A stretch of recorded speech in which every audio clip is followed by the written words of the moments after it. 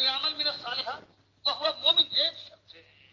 یہ سارے لوگوں کو نماز پڑھوا رہے ہیں، حج کروا رہے ہیں، زکات دلوا رہے ہیں، سب سے آپ قرآن آیت کر لو. مالک فرماتا ہے عمل صالح ہے یا عمل صالح، کیا کہنے سے عمل صالح، لیکن ایک قید کے ساتھ ومن يعمل من الصالحات وهو مومن. ورنہ عمل صالح نہیں ہے، کوئی فائدہ نہیں دینے کا. ایمان میں کوئی وجود کوئی کمی ہے تو کوئی عمل صالح، کوئی نماز نہیں، روزہ نہیں، حج نہیں، زکات نہیں. سورہ ابراہیم میں آیا ہے رات کی بھیڑ کی طرح سے سمجھے گا یہ اعمال ہے. ایک قیامت کی آدھی چلے گی، سارا بھیڑ یہ شب کے ساتھ یہ نہیں عمل صالح. کہتے نماز کبھی کہو کہ نہیں ہوتا ہے قبروں سے، کہتے ہو نہیں ہوتا پیسے سے. کون کہتا ہے پیسہ بچہ دے دے گا، کون کہتا ہے قسمت بنا دے گا، کون نہیں کہتا ہے. لیکن یہ سمجھتے بابا دیتا ہے، یہ دستگیر ہے، یہ داتا ہے. کبھی کہو قبروں سے نہیں ہوتا، بابا نہیں کر سکتے، یہ کبھی نہیں کریں گے نماز کو. چاہے اس حالت میں ہو ایمان تم پر نماز فرض نہیں ہے تو تمہارا ایمان نہیں ہے. نماز فرض ہے، نہ روزہ فرض ہے، نہ حج فرض ہے، نہ زکات فرض ہے. ایک جہنم کی آگ فرض ہے، اس کے لیے خوشیاں مناؤ، بغلے بجاؤ. تو یہ ہمارے یہاں تکلیف ہو رہی ہے، یہ ہمارے ملک کے اندر یہ چیز ہو رہی ہے. اللہ کی الگ اللہ کے نبی صلی اللہ علیہ وسلم کے طریقے بالکل خلاف کہ ہم یہ بھی کر سکتے ہیں. ہم گھنشام داس کو نماز پڑھوائیں گے، گرو بدن سنگھ سے روزہ رکھوائیں گے. ومن يعمل من الصالحات، جو نیک اعمال کرے وہ ہوا مومن، اس شرط کے ساتھ کہ اس کے ایمان میں کوئی خرابی نہ ہو. تو ہاں اس کو فلا یخاف ظلما، اس کا حق نہیں مانے گا پروردگار، فلا حتما، اور نہ اس کو ذاتی کرے گا پروردگار کہ اس کی کوئی چیز ہو اور بدن کو ہم معلوم اپنے حوالہ میں نہ پائے. ہر چیز وہ اس کے ساتھ پروردگار کا بالکل انصاف کے ساتھ معاملہ ہوگا، پورا بھرپور اچھے گا. ایمان کے ساتھ ایک معمولی چیز ہے، ذرہ برابر بھی کوئی نیکی ہے تو آپ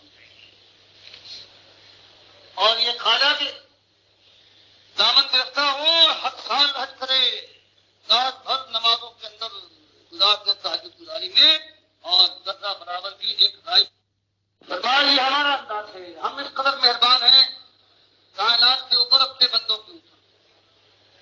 ایک ایک بات کو ہر انداز سے، مختلف انداز سے سمجھانے کے لیے ہم پیش فرماتے ہیں، اپنی کتاب میں اتارتے ہیں آپ کے ذریعے سے. کذالک انزلناہ اللہ قرآن عربی، اس سے پہلے کتابیں ہم نے اتاری ہیں، انسان کو کبھی اندھیرے میں ہی رکھا. جو ظالم کہتے ہیں فلسفے والے یہ شرک پر انسان پیدا ہوا تھا، آہستہ آہستہ توحید کی نشانی آئی، بالکل جھوٹے ہیں. اللہ فرماتا ہے پہلا جو ہم نے انسان بھیجا ہے وہ نبی بنا کر بھیجا ہے، ہماری مرضی ہماری راست کو پہچاننے والا، خیر سے واقف. اور اس انسانیت نے آنکھ کھولی ہے تو پورے ہوش و حواس کے ساتھ آتا ہے. پہلا انسان جو آیا ہے اس دنیا میں اور وہ پیغمبر بن کر آیا ہے اللہ کی مرضی سے واقف. فلسفے والے یہ ظالم کہتے ہیں کہ پہلے شرک میں سب لوگ تھے اور اس کے بعد پھر کہیں جو بندوں کی اولاد سے یہاں تک پہنچے. یہ ان کا انداز تھا.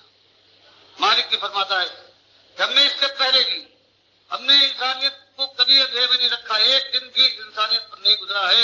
اسی طرح سے ہم نے یہ آخری اپنی کتاب اتاری اندر نہ ہو، اس قرآن کو اتارنے والے ہم ہیں. تم کہتے ہو دوسرے لوگ سکھاتے ہیں، انہوں نے خود بنا لیا ہے، ہم اس کے نازل کرنے والے ہیں. اور یہ قرآن یہ عربی زبان میں ہے. اس کو آپ کی قوم سمجھتی ہے اور سمجھنے کے بعد ہی تو بگڑتی ہے. یہ اس کی ایک بات کو سمجھ جاتی ہے اور ایسی بات سننے کے بعد اس کے قلب جگر کے اندر وہ چیز رشتر لگتی ہے کہ بالکل آ جاتی ہے. اور ہم نے مختلف انداز سے وسط رکھنا فیہ من الوعید، ہم نے نافرمانی کے بد انجامی کے لیے ہم نے انداز سے حتی سمجھانے کے لیے مختلف انداز سے مختلف طرف سے آئے ہیں. ہم نے آگے بیان کر کی ہے تاکہ یہ لوگ سمجھ جائیں، لعلہم یتقون، تاکہ ایک وقت ایسا آئے کہ یہ خوش قسمت بنے اور اپنا بچاؤ کر لیں اللہ کی پکڑ سے. او یحدثوا لہم ذکرا، یا ایسا ہے کہ اس کے اندر بہت کوئی مان نہیں رہا تھا، ابتدا ہو جائے یاد دہانی کہ ان کے ذہن کے اندر کوئی نئی چیز نہیں ہے. فرمائے یہ خود یاد دہانی ہے انسان کے دل کے اندر. وہ جو مالک کے یوم عدل کے وقت جو ان سے وعدہ لیا تھا کہ الست بربکم قالوا بلی، تو ان کے رگ رگ میں پروردگار نے ڈال دیا ہے اور پیوست ہے وہ ایک جذبہ.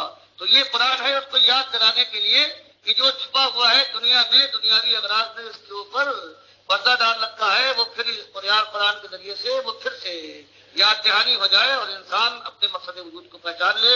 ایک کام کے لیے مالک نے پیدا کیا ہے کہ اس کی بندگی کا حق رکھا.